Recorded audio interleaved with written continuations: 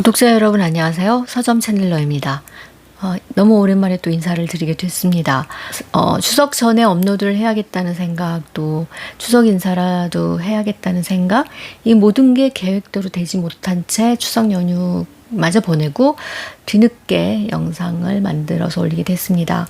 오늘은 제임스 조이스의 율리시스 그 8번째 에피소드, 그 더블린 중심가를 관통하는 블룸의 이야기, 블룸의 내적 독백이 많은 부분을 차지하고 있는 레스트리고니언스, 호메로스의 오디세이아에서는 식인 거인 종족에 해당하는 레스트리고니언스 장을 정리를 해볼 텐데요. 율리시스 총 18개의 에피소드 중에서 이제 9장과 10장이 한가운데에 있는 장에 해당합니다. 그래서 전반부에 해당하는 1장부터 9장, 그리고 후반부에 해당하는 11장부터 18장. 그렇게 봤을 때 아직 저는 이제 전반도 못 읽는 거거든요. 그러니까 9장까지를 전반으로 보고 10장을 전반과 후반 사이에 있는 막간으로 이제 조이스는 계획을 했고요. 그래서 10장 이제 방황하는 바위들, 제목 그 장은 주요 인물이 아닌 이 소설에 나오는 주변 인물들이 모두가 나오는 그런 장이라고 합니다. 이번 장에서는 이제 점심시간에 해당하는 시간이거든요. 그래서 블룸이 점심을 먹으러 가는 그 짧은 더블린 중심가를 관통하면서 식당으로 향하는 길의 여정에서 블룸의 심리, 내적 독백이 들어가 있는 그 장입니다. 그래서 3장 스티븐의 내적 독백이 주를 이루었던 프로테우스 장과 비교가 되는데요.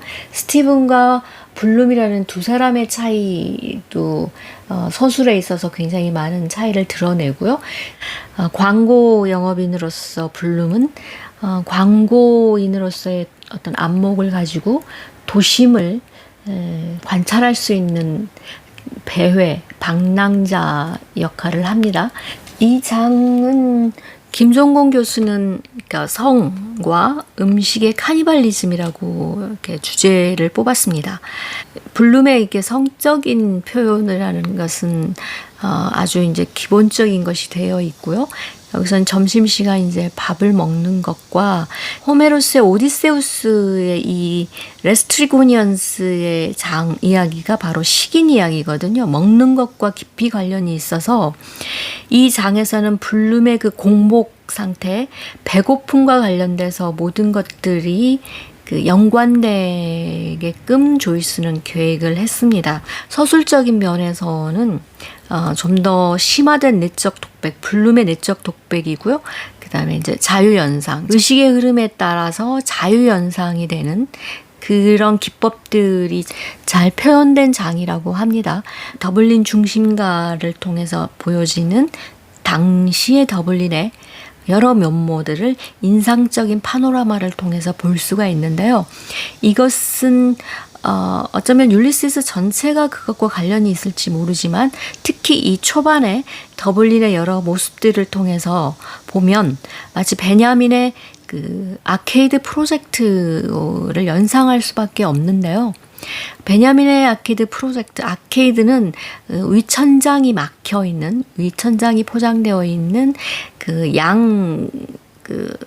건물을 사이에 두고 쭉 뻗어 있는 길, 이걸 아케이드라고 하는데요. 그래서 많은 부분이 이제 상점들이 이루어져 있죠. 19세기에서 20세기 초 이제 자본주의가 한창 발달하고 무르익어가는 이 아케이드를 보면서 베냐민이 자본주의의 물신화에 대한 비판적인 관점을 갖기 위해서 한 게 이 이른바 아케이드 프로젝트 파샤주라고 하는데요. 그것과 조이스의 이 더블린 프로젝트는 많이 연관되어 있고 독자로 하여금 상상하게끔 합니다. 그런 점에서도 이번 장에서 다룰 시차라는 관점, 그것을 통해서도 많은 그 이야기를 할 수 있을 것 같고요. 그럼 먼저 호메로스 오디세이아의 그 10권에 나오는 레스트리고니언즈 식인 종족들의 이야기를 먼저 살펴보면요. 오디세이아 10권에 다 담겨 있는 이야기입니다. 아에올로스 바람의 신을 만나서 오디세우스가 겪었던 이야기가 먼저 있고요. 이타카 코앞까지 갔다가 그 부하들의 불신 때문에 결국은 다시 바다로 다시 나오게 된 오디세우스 일행이 도착한 곳이 바로 이 레스트리고니언즈 식인 거인 종족들이 살고 있는 텔레필로스라는 곳에 도착을 하게 되는데요. 이때 오디세우스는 먼저 이제 이 섬의 정보를 알기 위해서 척후병과 연락병을 보내고 부하들은 앞쪽 포구에 이제 정박하게 하고 자신의 배 한 척은 먼 포구 쪽에 일단 정박을 합니다. 이미 부하들과의 불신이 표면화된 거죠. 그렇게 해서 이 정찰을 나갔던 팀은 결국에는 이 레스트리고니언즈 식인 종족들에 의해서 잡아먹힙니다. 작살로 찍혀서 먹게 되는 그런 모습. 이 어떤 그 식인이라는 먹는 과정이라는 것이 제임스 조이스는 이 8장 에피소드 8에서 음식 먹는 것과 계속 연계되도록 서술을 하고 있습니다. 트로이 전쟁이 끝나고 이타카로 돌아갈 때 그 출발할 때에 엄청났던 함선과 부하들이 점점 이제 줄어들게 되는 거죠. 결국에는 오디세우스 혼자 이타카에 도착하는 그 과정이 오디세우스의 여행이 되는 거고요.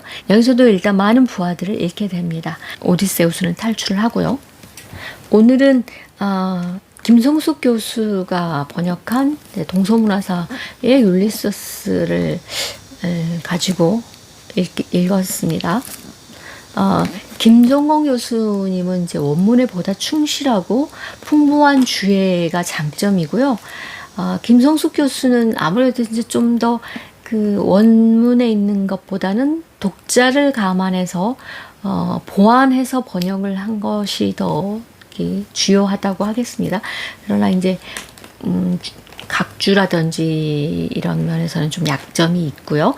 제임스 조이스는 처음 읽는 독자에게 모든 것을 보여주지 않는다는 거.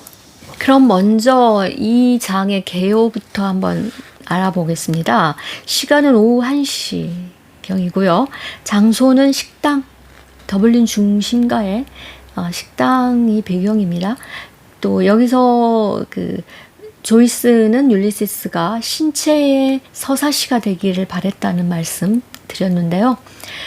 여기서의 기관은 식도입니다. 이 식도, 기관과 여기서 사용되고 있는 기법, 연동법이라고 하는 기법은 깊이 연관이 되어 있는데요. 위장이 좀 더 기법과 관련돼서는 이미지적으로 직관적으로 알 수 있을 것 같습니다. 연동법이라는 게 연동운동이라고 생각을 하시면 됩니다. 위장의 서사시라고 할 수 있습니다. 음식의 서사시, 음식의 백과사전 이렇게 이 장에 대해서 이야기를 할 수 있을 것 같고요. 그다음에 여기서 사용되고 있는 학문은 건축학이고요. 상징은 경찰입니다. 이 경찰이 여기서 상징이 되는 이유는 정확히 불룸이 언제적이었는지는 나와 있지는 않지만 아마 10대 때였을 것 같습니다. 아마 보호전쟁, 그러니까 아프리카에서 반영국 식민주의를 표방하면서 보호인들이 들고 일어났던 보호전쟁이 일어났던 당시에 아일랜드인들은 당연히 보호인들과 연대할 수밖에 없겠죠. 그래서 더블린 시내에서도 보호인들과의 연대를 표하면서 반영국 시위가 있었는데요. 그 트리니티 칼리지 부분에서 블룸도 여기에 참여를 한 걸로 나옵니다. 같이 여기서도 이제 의대생들과 얽혀서 그렇게 시위에 참여한 거를 후회하고 있는데요. 블룸이 후회하고 있는 것은 그 젊었던 당시 그 대학생들의 반영국 그 시위 그런 운동에 뛰어들었던 자들이 나이가 들어서 기득권에 흡수되면서 보여주는 어떤 모습들에 대해서 블룸은 굉장히 냉소적으로 보는 거죠. 블룸을 통한 조이스의 의식이 아닌가 싶기도 한데요. 이때 기마 이제 경관들인 것 같아요. 기마대들이 시위대의 한복판으로 뛰어들면서 해산시키는 과정에서 나타나는 폭력성을 보여주는데요. 그때 이제 그 블룸은 그때도 참여했지만 나중에 이렇게 이야기를 합니다. 풋내기 폭도들, 저항하는 자들에 대해서, 특히 학생들에 대해서 풋내기, 세상 물정 모르는 그냥 젊은 것들이라고 비난할 때 많이 쓰는 이야기인데요. 여기서 상징이 경찰이라고 되어 있는 것 같습니다. 전에 이제 말씀드렸던 그 피닉스 파크 암살 사건의 그 암살자들이 나중에 애국자, 독립운동가로 이렇게 숭상되는 그 과정에 대한 희화를 조이스가 한 것에 대해서 이제 비판적인 이야기를 드렸는데요. 아마 그게 조이스가 지니고 있는 오디세우스에 대한 관점, 평화주의자로서 본 오디세우스 연장선상에서 아마 나온 것이 아닌가 싶거든요. 말씀드렸을 거예요. 이것도 오디세우스 이야기를 하면서 오디세우스는 트로이 전쟁에 참여하는 것을 처음부터 원하지 않았습니다. 그는 평화주의자였고요. 전쟁에 나가지 않기 위해서 갓 태어난 아이와 함께 숨어 있었던 거죠. 그런 평화주의자였고, 그래서 조이스는 오디세이아에서 이타카로 돌아온 오디세우스가 약혼자들을 잔혹하게 싹쓸이한 것에 대해서 받아들이지 못했고, 결국 조이스는 이 율리시스에서 그런 부분을 하지 않았다는 것. 이게 이제 평화주의자로서 오디세우스를 해석한 것과 조이스의 그런 폭력적 행위로서의 반영국 시위 또는 운동, 민족운동에 대해서 비판적으로 바라봤던 것이 기저에 깔린 조이스의 신념 때문이 아니었나, 그런 생각을 해봅니다. 그래서 상징은 경찰이고요. 말씀드렸다시피 여기서 사용된 기법의 많은 부분은 음식과 관련돼서 연동법이 되어 있습니다. 이 장은 처음부터 음식과 관련돼서 시작을 합니다. 처음이 이렇게 시작해요. 파인애플 맛이 나는 막대엿, 레몬이 든 캔디, 버터스카치, 사탕으로 범벅이 된 소녀, 음식으로부터 이 장을 시작을 합니다. 블룸은 오코넬간을 지나서 이런 게 이제 아케이드에 해당돼요. 여기 전부가 건물들이 있고 상점들이 있는 거죠. 쭉 따라서 버튼호텔에 있는 버튼 식당을 먼저 들렀다가 그곳 문을 열자 훅 끼쳐 들어오는 냄새, 음식 냄새와 거기에 모여들어 있는 모든 사람들이 음식을 씻고 말하고 뱉었다가 삼키고 이 모든 과정에 대해서 블룸이 혐오감을 느낍니다. 이건 바로 이제 그 레스트리고니언스 식인 습성을 떠올릴 수 있는 장면인데요. 그것 때문에 역겨워하면서 블룸은 그 식당을 나오고요. 바로 근처에 있는 데이비 범이라는 간략한 음식을 먹을 수 있는 음식점으로 들어가서 그곳에서 간략한 점심 식사를 합니다.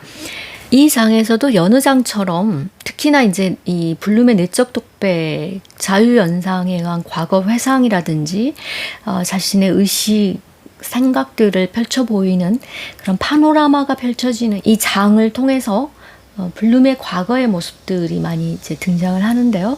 어떤 심미적인 그 능력도 어느 정도 가지고 있는 블룸으로서 스티븐과는 또 다른 어떤 예술적인 면에서도 동등한 어떤 유사점을 지니도록 조이스는 블룸을 표현하고 있는 것 같습니다. 그래서 과거를 이렇게 회상했을 때 비록 가난하고 그랬지만 행복했던 시절을 계속 떠올립니다. 아내 몰리와의 사랑스러웠던 관계, 그다음에 딸 밀리, 아들 루디에 대한 생각들도 어김없이 나오고요. 블룸은 몰리와 보일런에 대한 정사를 하루 종일 머릿속에서 떨쳐버리지 못한다는 것 계속해서 나오고 있고요. 이 장에서 이제 그 성과 음식 카니발리즘이라고 김정군 교수가 이야기를 했듯이, 이 블룸의 그 공복 상태, 배고픔에 따라서 리듬도 좀 정해집니다. 그러면서 공복이 절정에 이제 올랐을 때 이런 표현이 있습니다. 따뜻한 인체의 풍만함이 그의 머리를 점령했다. 이 문장은 그 상점 쇼윈도를 통해서 그 이제 여러 가지 마네킹들을 보면서 이제 성적인 상상을 하게 되는 거죠. 그것을 통해서 블룸은 이제 심한 허기를 느끼는 거죠. 그래서 그의 머리는 그것에 굴복했다. 포옹의 향기가 그의 온몸을 공격했다. 막연하게 욕망하는 육체를 가지고 그는 말없이 열렬히 사랑을 강구했다. 그리고 바로 자, 다 왔다. 먹어야지. 버튼 식당, 바로 버튼 식당으로 들어가고 그곳에서 그 음식의 카니발리즘에 대한 역겨움을 느끼고 다시 나오는 그 과정이 되는데요. 이 두 문장이 오랜만에 등장하는 그 데이비드 노리스의 조이스의 첫 부분, 프랭크 버젠과 조이스가 만나서 율리시스의 진척 과정에 대해서 물었을 때 조이스의 글쓰기는 어떤 적합한 단어를 찾는 것이 아니라 단어의 배열에 조이스의 글쓰기는 그 비밀이 있다라는 이야기죠.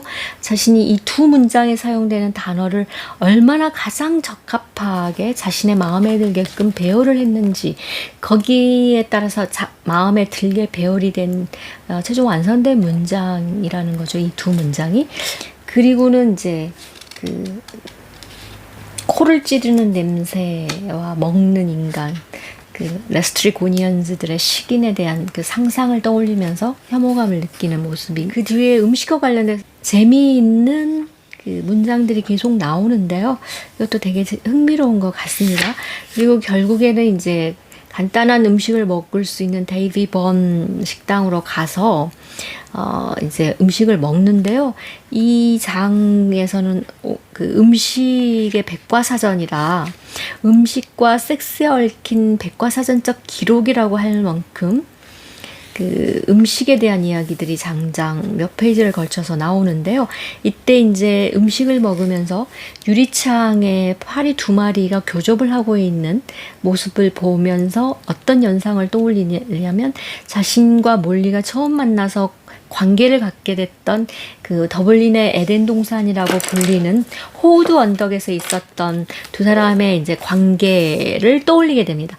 파리의 교접으로부터 이렇게 연상이 되어가는 그것도 흥미로운 이야기죠. 그래서 성과 그다음에 그 섹스와 성스러움이 또 한편으로는 곤충의 교미로 또 전락하게 되는 이런 오르내림, 조이스 특유의 그 오르내림에 대한 것도 이 연상을 통해서 이야기할 수 있다고 합니다.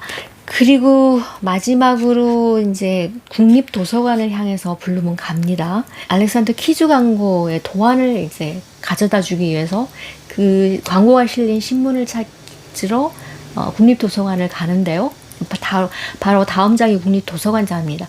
그 곳으로 가다가 멀리서 보일런을 발견하고 블룸이 얼마나 당황하는지가 이제 뒷부분의 그 이야기인데요. 그의 심장이 부드럽게 뛰고 결국에는 블룸이 자리를 피합니다. 그래서 박물관 문 뒤쪽으로 가고요. 이때 이제 블룸의 독특한 버릇이 나오는데요. 주머니를 계속 뒤집니다. 무언가를 찾기 위해서요. 무엇을 찾느냐면 말라빠진 감자를 찾습니다. 그 감자를 쥐고서야 비로소 마음을 안정을 하는데요. 블룸이 지닌 미신적이고 주술적인 어떤 부적과 같은 감자, 이 감자가 도대체 어떤 물건이냐라는 것은 나중에 나온다고 합니다. 이렇게 이제 지연의 전략, 해답은 결국 뒤로 미뤄져 있는 거고요. 앞장에서 장례식 장면에서 나왔던 비옷 입은 남자, 맥킨토시를 입은 그 남자는 소설 끝까지 그 사람이 누구인지는 드러나지 않는 거죠. 이렇게 영원히 모르는 미지의 것으로 남겨둔 부분도 있고요. 지연 전략. 이거는 어떤 미스테리물이라든지 탐정물의 물에서 흔히 보이는 거죠. 바로 이런 것들이 이제 조이스가 율리시스에서 구사하고 있는 지연의 서술 전략이라고 이야기를 하는데요. 여기서 진선주 교수의 제임스 조이스 율리시스 서술 전략, 이것도 한번 말씀드렸을 거예요. 그러니까 율리시스에 사용되고 있는 서술 전략에 대해서 몇 가지 흥미로운 그 해설서인데요. 이것도 보시면 많은 도움이 될 것 같고요. 각 장의 서술 기법에 대해서 설명하고 있는 엄미숙 교수의 이 책도 도움이 많이 되는 책이고요. 엄미숙 교수는 이 8장은 심화된 내적 독백과 자유연상에 대해서 기법으로 설명을 하고 있습니다. 또 하나가 이 장과 관련돼서 시차에 대한 서술 전략입니다. 시차는 어떤 하나의 똑같은 대상을, 동일한 대상을 놓고 서로 다른 위치 또는 서로 다른 시간대에 다루게 되면서 관점의 차이가 드러나는 것을 말하는데요. 이 8장에서는 블룸이 지나가던 그 배의 수화물 관리 취급소의 벽에 붙은 시계와 관련돼서 이 블룸이 시차 이야기를 꺼내는데요. 블룸은 이 시차를 이 율리시스의 또 하나의 주제인 윤회, 아침에 몰리가 윤회에 대해서 묻죠. 그러나 윤회에 대해서 몰리가 이해하지 못했던 것처럼 시차 역시 블룸은 이해하지 못한다고 합니다. 이 시차의 의미는 어떤 중요한 의미가 있냐면 서술 전략에서 조이스는 하나의 사물이나 하나의 어떤 행위를 계속 반복해서 언급을 합니다. 그러니까 가장 대표적으로 언급될 수 있는 게 구름인데요. 1장에서 스티븐이 봤던 구름과 거의 다른 장소에서 동일 시간대에 그 블룸이 아침 시간에 봤던 구름은 같은 구름입니다. 근데 그 구름이 다른 시간, 다른 인물에 의해서 바라보면서 생기는 차이, 그 차이에 의해서 이제 다른 이야기를 할 수 있는 그런 이제 서술 전략을 시차의 전략이라고 진선중 교수는 이제 해석을 하고 있는데요. 이 외에도, 구름 이외에도 비누, 또 감자 역시 마찬가지입니다. 감자는 블룸이 처음 등장했을 때도 감자 역시 등장을 했고요. 열쇠도 마찬가지고요. 그런데 감자가 이 장에서 다시 등장을 하고요. 나중에 이 감자는 또다시 등장을 합니다. 이런 시간과 장소에 따라서 달리 반복되면서 드러나는 그 차이에 의해서 흥미로운 지점들을 이제 조이스는 구사하고 있다는 거지요. 그런 점이 이제 몇 가지 이야기들이 나중에 또 다시 나올 테니까 그때 다시 또 부충해서 이야기를 하는데, 오늘은 이 감자라는 부분이 그런 시차, 그리고 윤회와 시차와 이런 점에서 그러니까 독자로 하여금 반복되어 나타나는 대상들을 다시 발견하면서 여러 가지 해석적인 흥미를 느낄 수 있게 하는 어떤 기법이라고 할까요?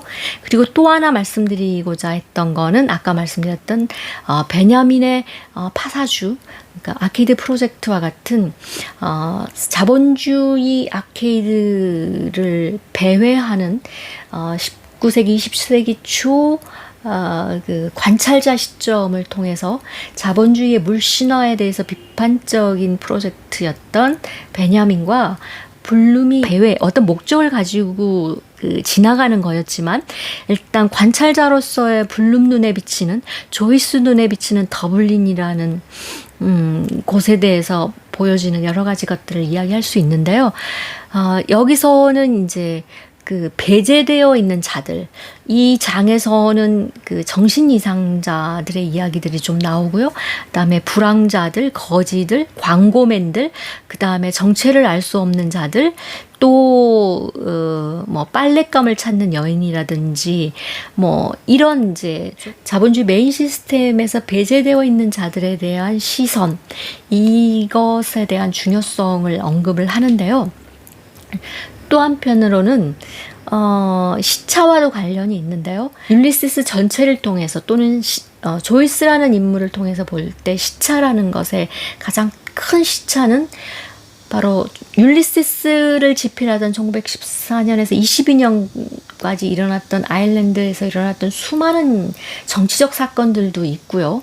그럼에도 불구하고 그것에 대해서는 언급하지 않은 채 1904년으로 돌아가서 보여주고자 했던 더볼린이라는 어떤 어떤 일정 시점의 모습을 조이스가 의도했던 바가 무엇인지에 대한 답을 찾는 것, 그것에 대한 독해를 해내는 것이 바로 율리시스를 읽는 여러 가지 독서 방법 중에 하나일 것 같다라는 생각을 저는 합니다. 더블린을 떠난, 아일랜드를 떠난 조이스는 스위스 츄리히라든지 이탈리아의 트리에스테, 파리를 전전하면서 망명객으로서 이 1904년이라는 더블린을 그야말로 시차를 가지고 더블린을 쓰고 있다라는 점, 그 점에 대해서의 중요성도 생각을 해봐야 할 것 같습니다. 다시 돌아가는 질문이지만 왜 꼭 더블린이어야 했던가라는 것에 대한 그 질문을 항상 가지고 율리시스를 읽는 것, 이것이 중요한 것 같습니다. 그런 생각을 다시 하면서요. 8장 레스트리고니언즈에 대해서 살펴봤습니다. 부족한 부분은 계속 읽어나가면서 나중에 또 보완할 길이 있을 것 같습니다. 그러면 오늘은 여기까지 하고요. 봐주셔서 고맙습니다.